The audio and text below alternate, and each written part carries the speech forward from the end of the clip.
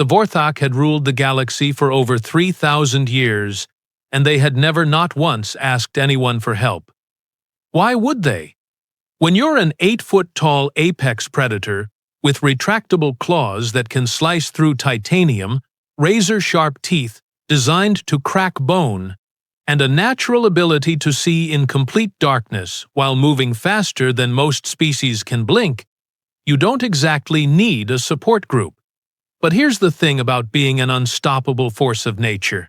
Before we begin, YouTube shows me that 93% of you haven't subscribed yet. Subscribing is free, it really supports our community, and I'd love for you to be part of it. Also, drop a comment and let me know where you're watching from. Sometimes the universe decides to humble you in ways that would be hilarious if they weren't so absolutely terrifying. It started with what their scientists called the Great Withering, a cosmic plague that swept through Vorthach space like wildfire through dry grass. The pathogen was as cruel as it was efficient. It only affected adults. Cubs, under the age of maturity, remained completely immune, watching helplessly as their parents, their teachers, their entire civilization began dying off one by one. War Prime Golvex stood in the command center of his flagship, watching the casualty reports scroll across holographic displays. His massive frame, once the very definition of intimidation, now seemed somehow diminished. The plague hadn't touched him yet, but the weight of his species' extinction was doing what no enemy fleet had ever managed, breaking him down. "How many worlds have we lost contact with?"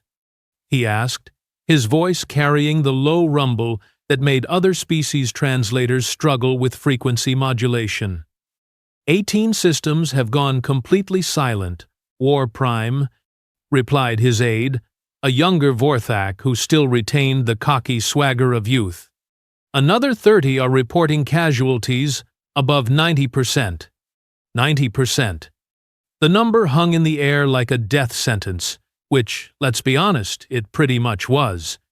Now, any reasonable species facing extinction might consider various options: medical research, evacuation to uncontaminated worlds, maybe even negotiating with other civilizations for assistance. The Vorthach, however, had spent millennia being unreasonable, and they weren't about to start now. "We could always die gloriously in battle," suggested Hunt Mother Malkira, her scarred muzzle pulling back to reveal teeth that had seen more than their fair share of combat. "Take as many enemies with us as possible. Leave the galaxy, remembering our strength." It was a very Vorthach solution to a very un-Vorthach problem. Except for one tiny insignificant detail that made the whole glorious death plan rather complicated. "And the cubs?" Golvex asked quietly. "Ah, yes, the cubs. Approximately 15,000 Vorthach youngsters scattered across their dying worlds, completely immune to the plague, but utterly incapable of surviving on their own. In Vorthach culture, cubs didn't reach independence until they were nearly 20 years old. Plenty of time for proper training in hunting, combat, and the subtle art of intimidating lesser species into submission. The silence in the command center stretched longer than a hyperspace jump. Finally, someone, probably wishing they'd kept their mouth shut, raised the unthinkable option. There are other species. Who might take them? Temporarily. If you could have heard a pin drop in the vacuum of space, this would have been that moment. The suggestion was so outrageous, so fundamentally opposed to everything the Vorthach believed about themselves, that for a moment everyone forgot how to breathe. Golvex's claws extended involuntarily, scraping against his command chair's armrests. "You're suggesting we abandon our young to aliens?" "Not abandon, War Prime. Preserve. Until the plague burns itself out, or until we find a cure. Or until—" The aide's voice trailed off, because they all knew what the until really meant. The debate that followed would have been fascinating to observe. If you enjoyed watching apex predators struggle with concepts like humility and asking help, various species were considered and rejected. The Zephyrians were too militant, the Crystalline Confederation too alien in their thinking, the Hive Collective too, well, hive-minded. It was Malkira who first suggested the utterly ridiculous option that would change galactic history. What about the humans? The laughter that erupted was sharp and bitter. Humans? Those soft, pink creatures who'd barely figured out faster than light travel? The species so pathetically weak they couldn't even see properly in low light? The ones who kept small animals as companions and showed emotional attachment to inanimate objects? They're harmless, Malkira continued, which in Vorthach culture was about as damning an assessment as you could give a species. Completely non-threatening. The cubs would be safe from any external attack, and they're too weak to present any danger to our young. It was, everyone had to admit, a perfect solution in its complete absurdity. Humans were so utterly insignificant that no one would think to look for Vorthach cubs among them. They were technologically advanced enough to provide basic care, but not advanced enough to study or experiment on their charges. And most importantly, they had that bizarre human trait of caring for creatures that weren't their own species. The decision was made with all the ceremony of signing a death warrant. Emergency protocols were activated, and within days, Vorthach cubs were being loaded onto transport vessels bound for human space. The adults who remained behind prepared for their final battles, expecting their children to be returned someday as unchanged as when they left. They could not have been more wrong. Commander Ava of the Earth Defense Force received the strangest communication in human history at approximately 0900 hours on what started as a perfectly normal Wednesday. She was reviewing patrol schedules when her communications officer looked up with an expression that suggested someone had just asked him to divide by 0. "Ma'am, we're receiving a transmission from Vorthach space. They're requesting permission to approach Earth." Ava paused with her coffee cup halfway to her lips. The Vorthach? The 8-foot-tall murder machines who once conquered half the galaxy for fun? "Yes, ma'am. And they're asking permission." Very politely. The transmission itself was a masterpiece of desperate diplomacy, wrapped in wounded pride. Golvex appeared on the main screen, his massive frame somehow managing to convey both authority and pleading simultaneously. "Humans of Earth," he began, and you could practically hear him choking on the words, "we find ourselves in an unprecedented situation. We require assistance." What followed was the most awkward request for help in galactic history. The Vorthach explained their situation with the kind of reluctant honesty usually reserved for confessing to war crimes.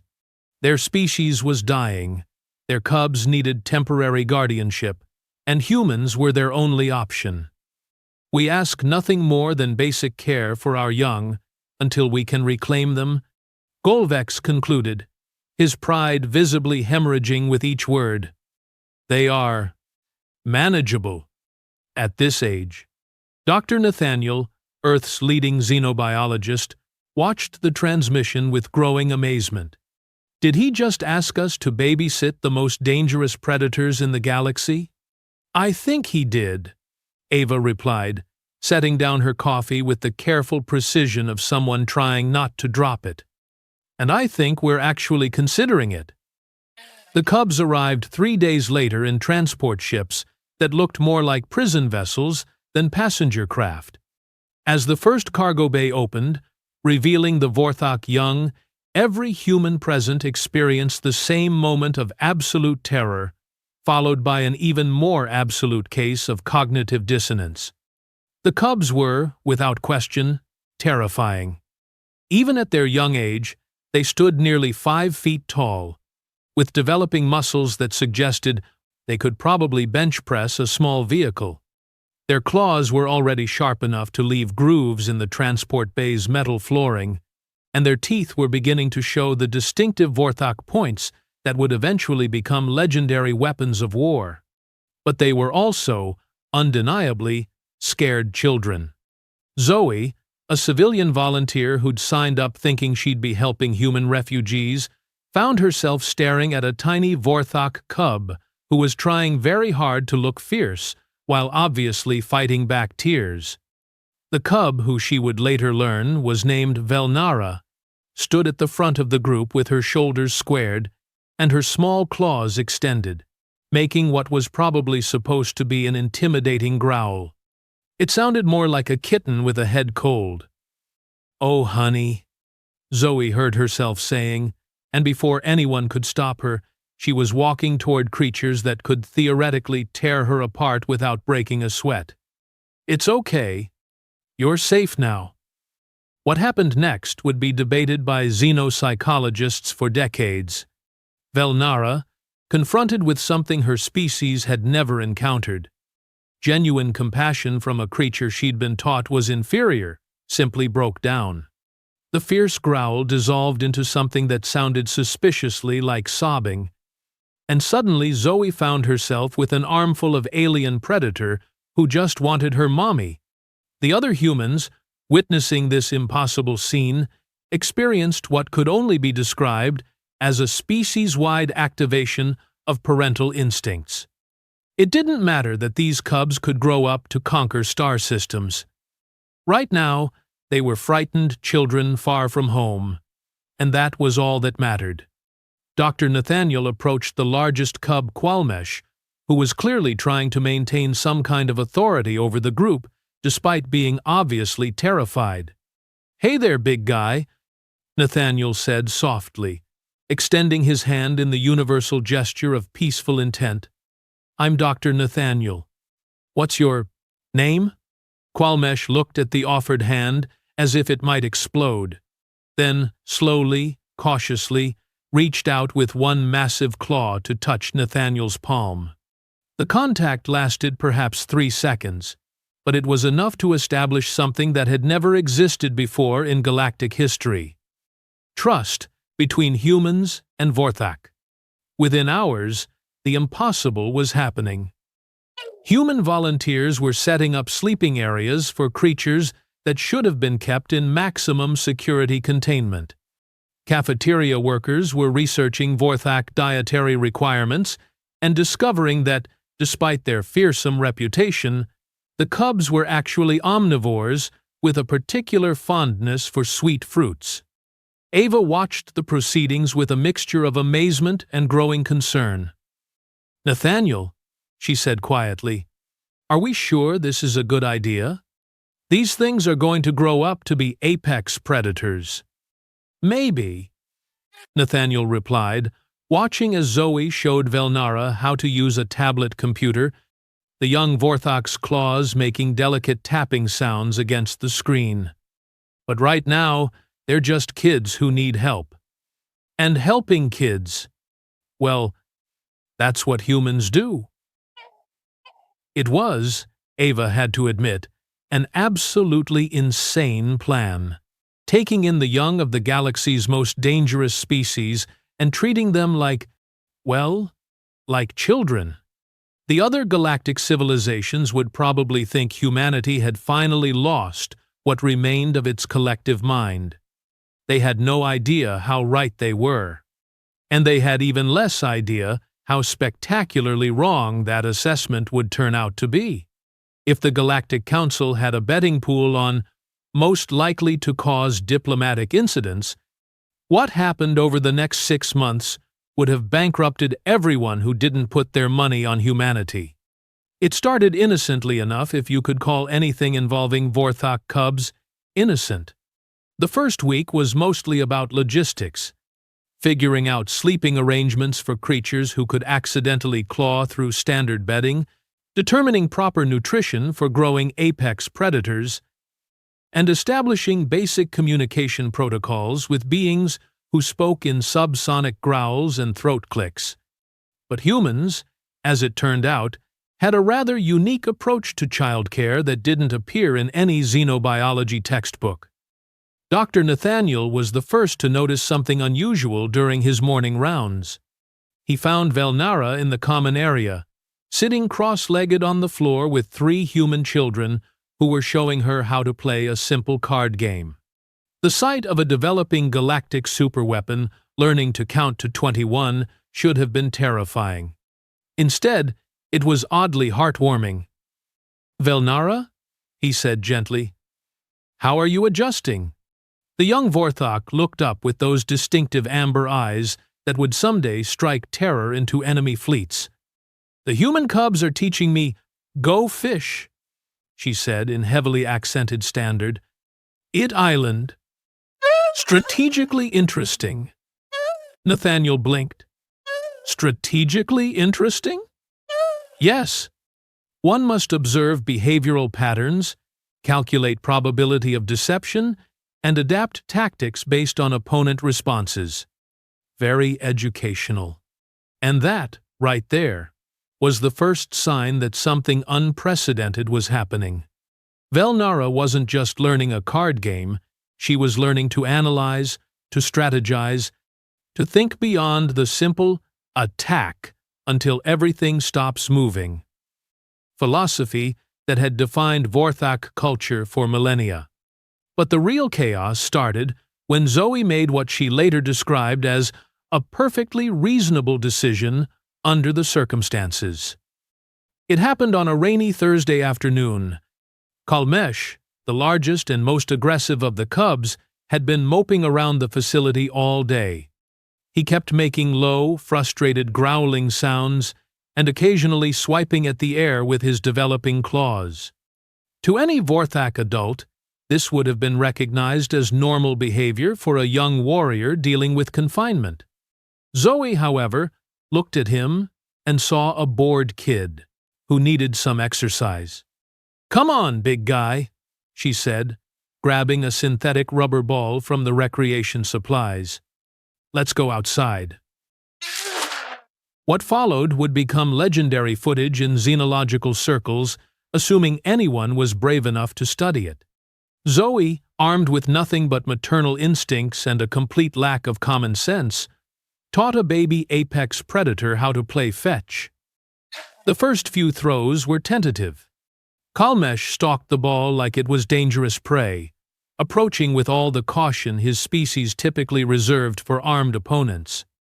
But when he realized the game involved running, catching, and bringing the object back for praise, something unexpected happened. He started wagging. Not his tail, Vorthach didn't have tails. But his entire body language shifted from predatory stalking to something that could only be described as enthusiastic playfulness. Within an hour, Kalmesh was bounding across the compound's exercise yard like the galaxy's most terrifying golden retriever. The other cubs watched this display with expressions ranging from curiosity to outright confusion.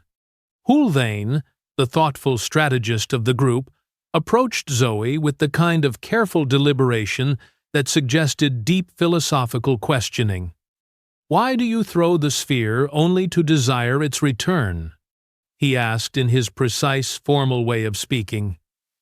"Because it's fun," Zoe replied, as if this explained everything.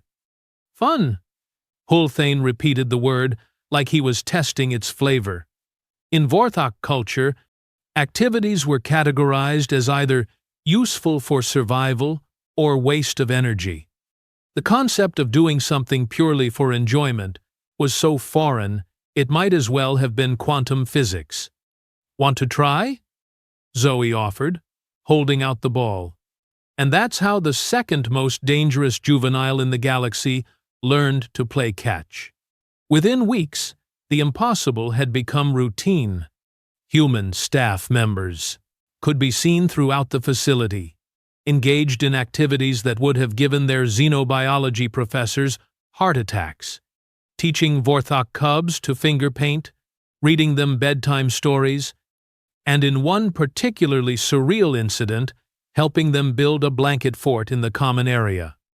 Ambassador Phalos of the Galactic Council arrived for an inspection 2 months into the arrangement and found 3 apex predator cubs having a tea party with a group of human children.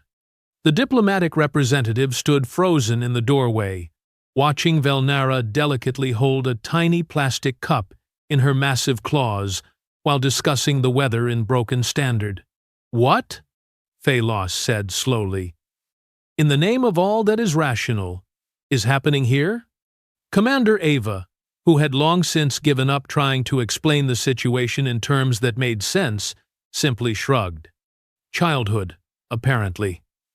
The ambassador's report back to the council was a masterpiece of diplomatic confusion. How did one classify a facility where creatures bred for warfare were learning to share toys and say please and thank you? What threat assessment rating did you assign to beings who could theoretically tear through hull plating but spent their afternoons learning to braid friendship bracelets? Other species began requesting permission to observe the human experiment, as it became known in galactic circles. What they saw challenged every assumption about predator species, child development, and the nature of civilization itself.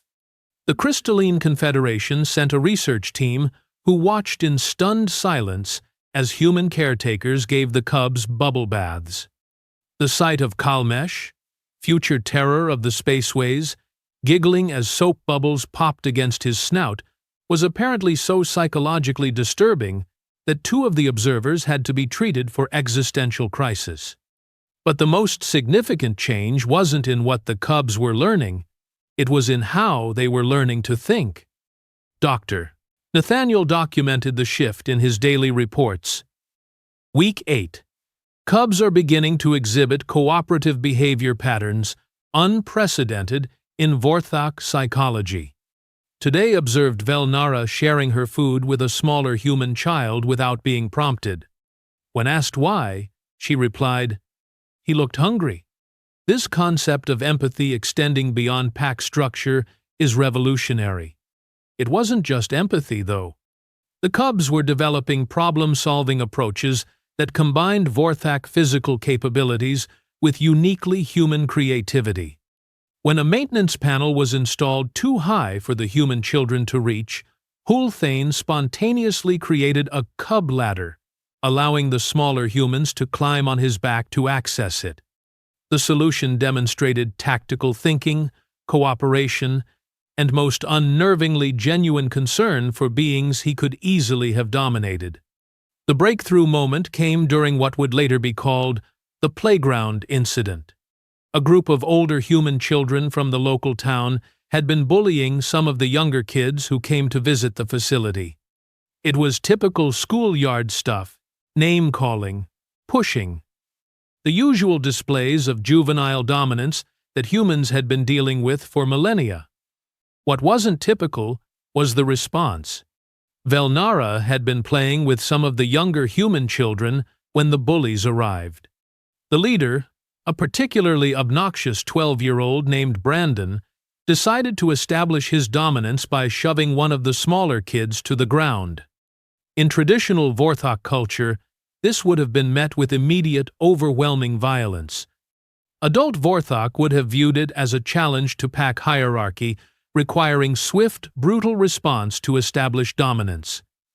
Velnara, however, had been raised by humans. She stood up all 5 feet of developing predator and walked over to Brandon with that distinctive Vorthach grace that suggested controlled lethality. The human boy found himself face to face with a creature that could have torn him apart without breathing hard. But instead of violence, something unprecedented happened. "That wasn't very nice," Velnara said in her careful accented standard. "You should apologize." Brandon, suddenly realizing he was dealing with something far outside his understanding of normal playground dynamics, stammered out an apology and quickly retreated with his followers. The human children cheered. The supervising adults stood in shocked silence, and Velnara, having successfully resolved a conflict without bloodshed, simply returned to her game as if she hadn't just revolutionized interspecies diplomacy. Dr. Nathaniel's report that day contained a single sentence that would be quoted in xenopsychology textbooks for generations. They're not becoming less Vorthach, they're becoming more than we ever thought Vorthach could be. By month 6, the changes were undeniable. The cubs had grown physically. They were approaching their adult size and strength. But more importantly, they had grown psychologically in ways that defied everything known about their species.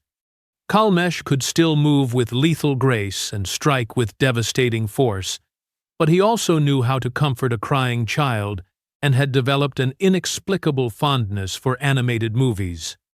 Hulthane retained his species' tactical brilliance, but now applied it to organizing group activities and ensuring everyone felt included. Velnara had lost none of her predatory instincts, but had learned to temper them with something that could only be called compassion. They were still Vorthach, still dangerous, still capable of incredible feats of strength and speed. They were also something entirely new. The emergency transmission arrived on a routine Monday morning, broadcast on all Vorthach frequencies. Golvex's image flickered to life on the communications array, but he looked different, older, more scarred, with the distinctive marks of someone who had been fighting a losing battle for far too long. "This is War Prime Golvex to all Vorthach survivors," the transmission began. "The plague has burned itself out. Repeat, the plague is contained. All remaining adults are to begin recovery operations immediately." Commander Ava felt her heart sink. She looked around the communications center at her staff, all of whom had grown attached to their unusual charges over the past months. The cubs had become part of their extended family. And now, prepare for our return. Golvex continued. "We are coming to reclaim our young." The announcement sent ripples of mixed emotions through the facility. The human staff were genuinely happy that the Vorthach had survived their crisis, but the thought of the cubs leaving felt like losing family members. The cubs themselves received the news with their characteristic thoughtfulness, but there was something in their expressions that suggested they weren't entirely thrilled about returning to their old lives. "Will we see you again?" asked little Tommy, one of the human children who had become particularly close to Velnara. The young Vorthach looked down at him with those amber eyes that had grown remarkably expressive over the months. "I do not know," she said honestly, "but I will not forget you." As the facility prepared for the cubs' departure, none of them realized that the galaxy was about to discover just how thoroughly humans had changed the course of history. The Vorthach adults were expecting to retrieve their unchanged offspring and resume their traditional way of life. They were about to learn that there was nothing traditional about what their cubs had become. The Vorthach fleet that arrived at Earth 3 days later was a shadow of what it had once been. Where there had once been hundreds of mighty warships, now only 36 vessels remained scarred, battle-worn, and manned by survivors who looked like they'd been through hell and barely crawled out. Golvex materialized in the Priords, the transport beam, looking every inch the proud warrior he'd always been. His once magnificent frame was leaner, his scars more numerous, and there was something in his amber eyes that spoke of losses too terrible to calculate. Commander Ava met him in the main hangar, flanked by Dr. Nathaniel and a full honor guard. The reunion should have been a moment of joy. Families reunited, crisis averted. Everyone goes home happy.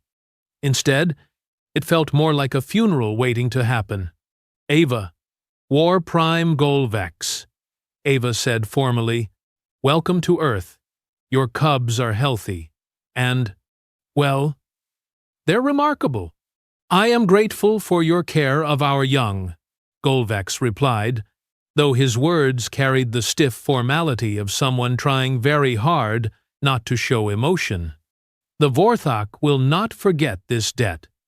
What followed was the most awkward family reunion in galactic history.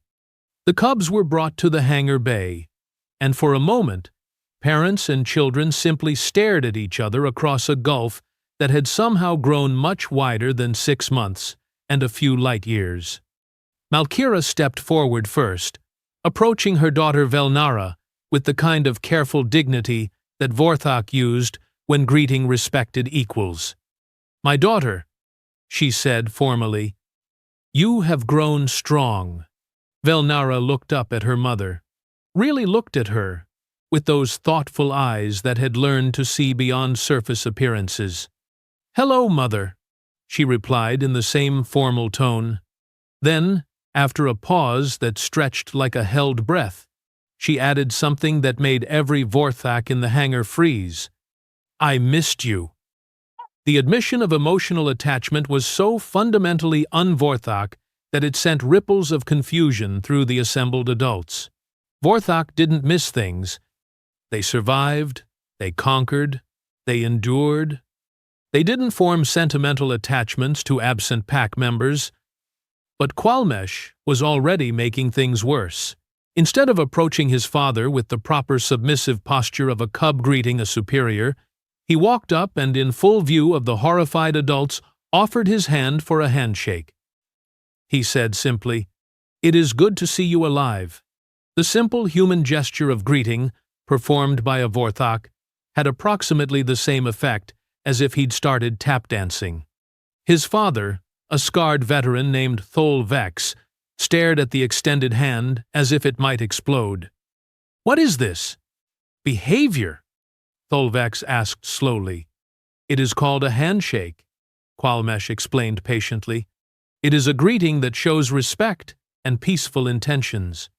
"Peaceful intentions?" The elder Vorthach's voice carried a note of horror. "You are Vorthach. You do not signal peaceful intentions to anyone." And that's when Hulthane, ever the strategist, decided to drop the biggest bombshell of all. "Actually, father," he said to his own parent, "we have learned that there are many situations where peaceful solutions are more effective than violent ones. Humans have shown us that strength can be demonstrated through restraint, and that true victory sometimes comes through cooperation rather than domination." The silence that followed was so profound it seemed to have its own gravitational field. Every Vorthach adult in the hangar was staring at the cubs with expressions that suggested they'd just announced their intention to become professional ballet dancers. Golvex was the first to recover, though his voice carried a tremor that might have been suppressed. "Rage. Or might have been something much worse. What have they done to you?" "They have taught us," Velnara replied simply. "They have shown us that there are ways to be strong that we never knew existed." "Strength?" Malkira's claws extended involuntarily. "You speak of human weakness as if it were strength? Is it weakness to care for those smaller than yourself?" Velnara asked, and there was something in her tone that suggested she was genuinely curious about the answer. "Is it weakness to find solutions that benefit everyone rather than just the strongest? Is it weakness to choose mercy when you have the power to destroy?" These questions hit the adult Vorthach like photon torpedoes to the bridge. Their entire culture was built on the premise that might made right, that the strong naturally dominated the weak, and that survival of the fittest was the only law that mattered. The idea that their cubs had been infected with concepts like mercy and cooperation was more horrifying than any plague. The breaking point came when little Tommy, one of the human children, ran into the hangar looking for Velnara. He was crying. Apparently he'd fallen and scraped his knee, and without thinking, he ran straight to the young Vorthach for comfort. What happened next would be replayed in xenopsychology classes for centuries. Velnara, in full view of her horrified mother and the assembled Vorthach adults, knelt down and gently examined the child's injury. She spoke to him in soft, comforting tones, carefully cleaned the scrape, and applied a small bandage with the kind of delicate precision that her claws shouldn't have been capable of. "There," she said softly. "Better now?" Tommy nodded, gave her a quick hug around the neck, and ran off to rejoin his friends. The entire interaction took perhaps 90 seconds. Malkira watched her daughter. Her fierce, predatory daughter, who was bred to rule star systems, give medical aid and emotional comfort to a creature she could have killed without effort. The sight was so fundamentally wrong by Vorthach standards that it nearly caused a complete psychological breakdown.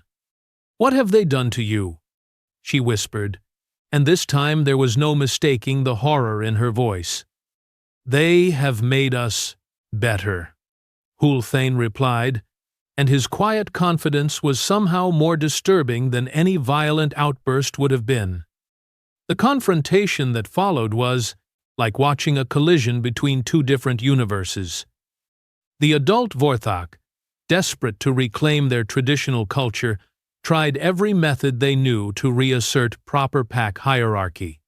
They demanded combat trials, challenged the cubs to dominance displays, and attempted to shame them back into acceptable behavior patterns.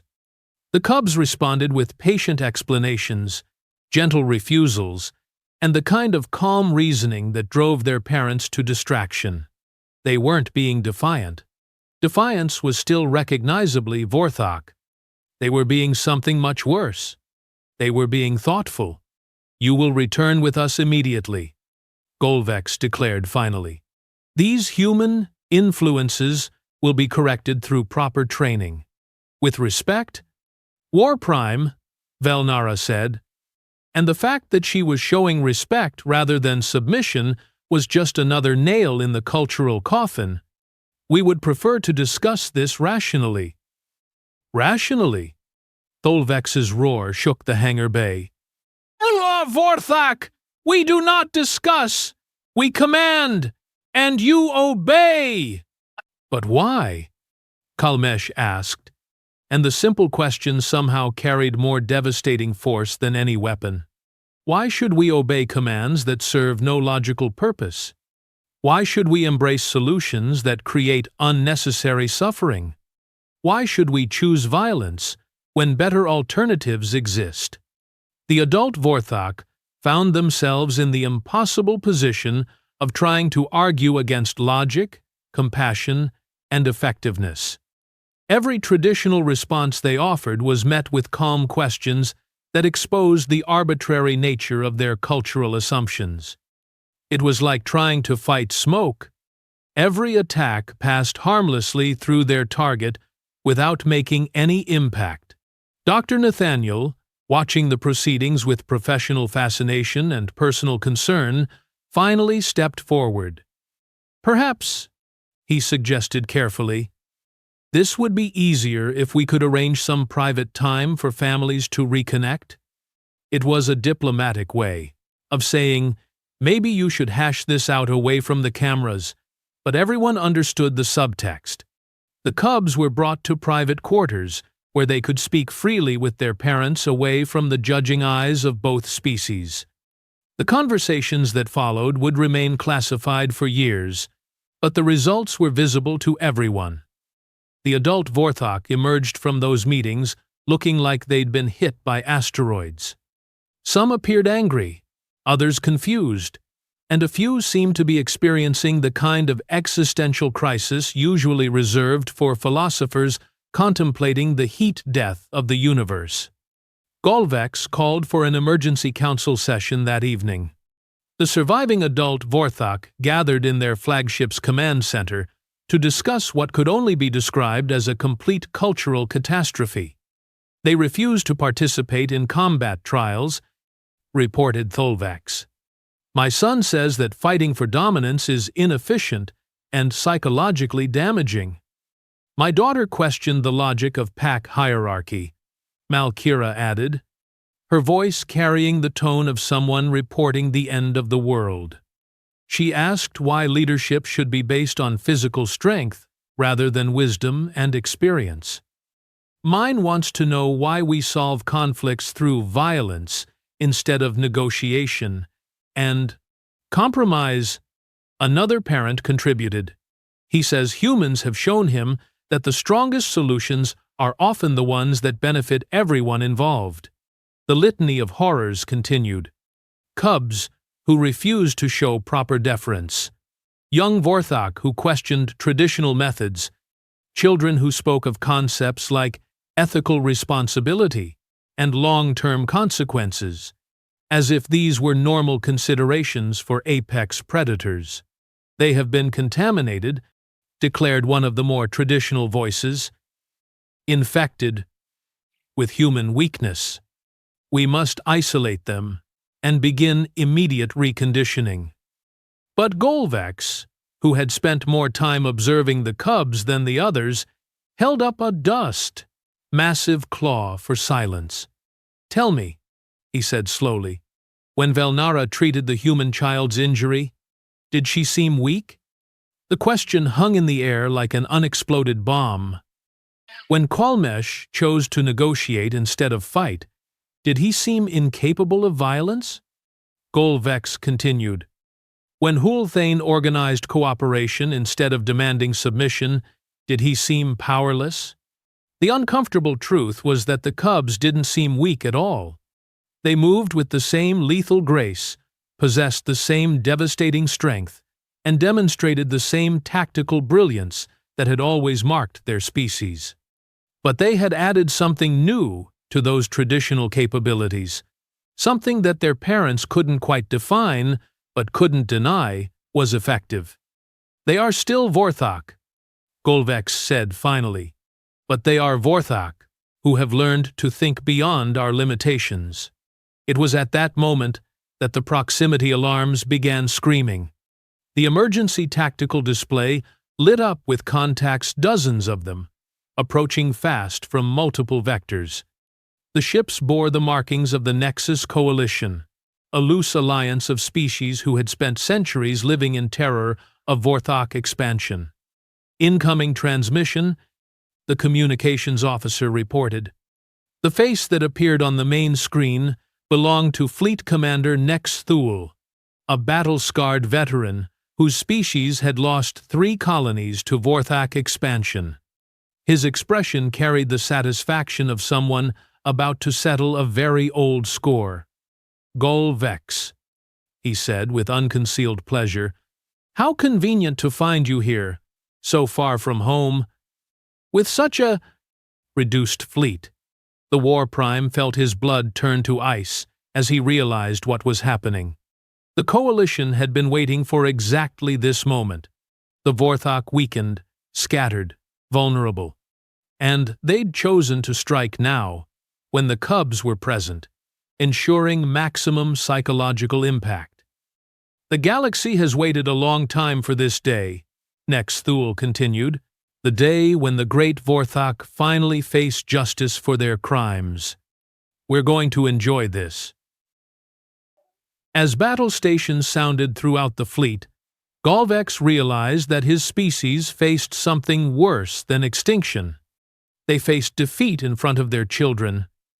Children who had been taught by humans that there might be better ways to resolve conflicts than endless violence. The irony was almost perfect. The Vorthach had spent millennia solving problems through superior firepower. And now they were about to die by the same philosophy, while their cubs watched from the sidelines, probably composing mental essays about the futility of war. But as the Coalition fleet moved into attack formation, none of them noticed 3 young Vorthach exchanging meaningful glances in the observation deck. Velnara, Kalmesh, and Hulthane had spent 6 months learning from humans, and they'd learned something that neither their parents nor their enemies had anticipated. They'd learned that sometimes the best way to win a fight was to change the rules of the game entirely. What happened next would redefine galactic warfare forever. Velnara stepped into the flagship's bridge with the quiet confidence of someone who had learned that authority didn't require roaring. Behind her came Qualmesh and Hulthane, moving with that distinctive Vorthach grace but carrying themselves like leaders. War Prime, Velnara said politely. We request permission to address the coalition fleet. Golvex stared at his cubs as if they'd just asked permission to juggle antimatter. You want to what? Negotiate, Hulthane explained calmly. Humans taught us that most conflicts can be resolved through communication rather than bloodshed. The bridge fell silent, except for the ominous beeping of approaching enemy ships. Every adult Vorthach looked at the cubs like they'd suggested solving the crisis through interpretive dance. This is not a playground dispute, Malkira growled. This is war. Actually, Qualmesh said thoughtfully, it's really not. It's fear, anger, and poor communication masquerading as war. Humans showed us the difference. Before anyone could stop them, and really, who expects to have to stop children from conducting interstellar diplomacy?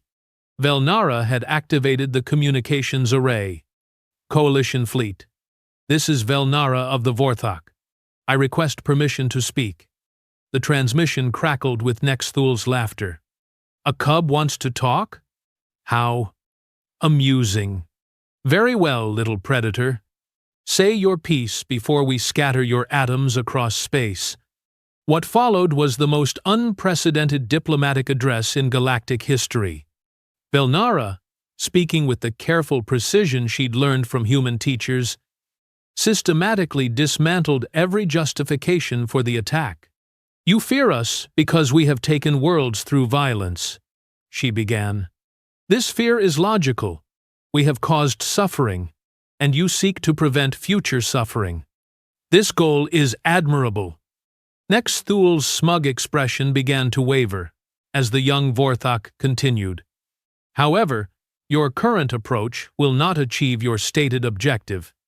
Destroying our remaining survivors will not undo past damage, will not bring back your dead, and will not create the peaceful galaxy you desire.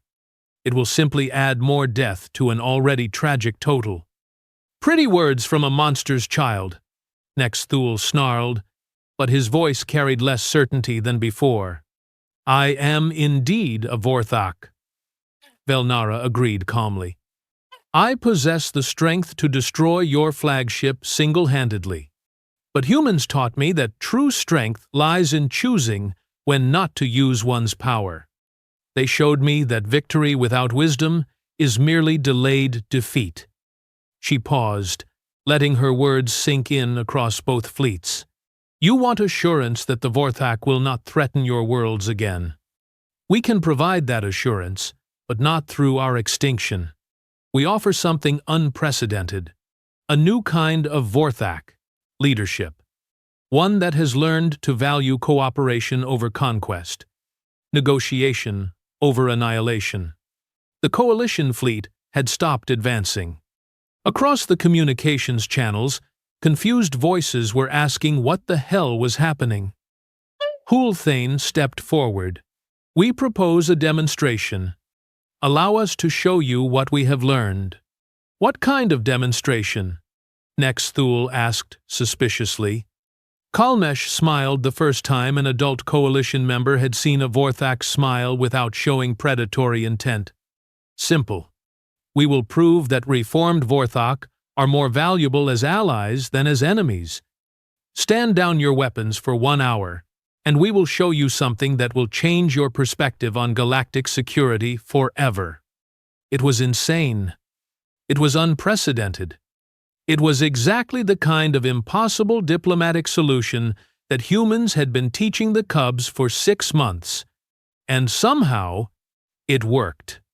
The hour that followed became known as the Earth Demonstration, a display of human-influenced Vorthach capabilities that redefined everyone's understanding of what cooperation could achieve. The Cubs coordinated both fleets in an elaborate simulation that showcased tactical innovation, resource sharing, and problem-solving approaches that neither species had imagined possible. When the demonstration ended, Nexthul sat in stunned silence for a full minute before speaking. "These are not the Vorthach we have feared," he said finally. "No," Velnara agreed. "We are the Vorthach, who learned from humans that evolution doesn't end with physical development. We have become something new." The peace negotiations that followed established a new galactic order.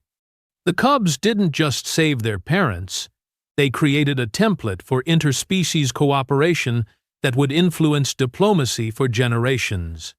Within a year, the reformed Vorthach had become mediators for conflicts across the galaxy.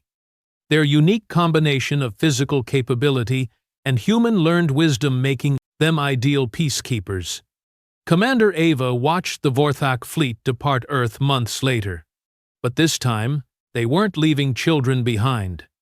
They were carrying human advisors, cultural exchange students, and the seeds of a friendship that would reshape galactic civilization. "Think they'll be okay out there?" Zoe asked, watching the ships disappear into hyperspace. Ava smiled. "I think the galaxy just got a lot more interesting. And a lot safer." In the end, humanity had done what they always did best. They had taken someone else's children and helped them become better than anyone thought possible. The Cubs had returned home not as conquerors, but as leaders of a new age. And the galaxy would never be the same.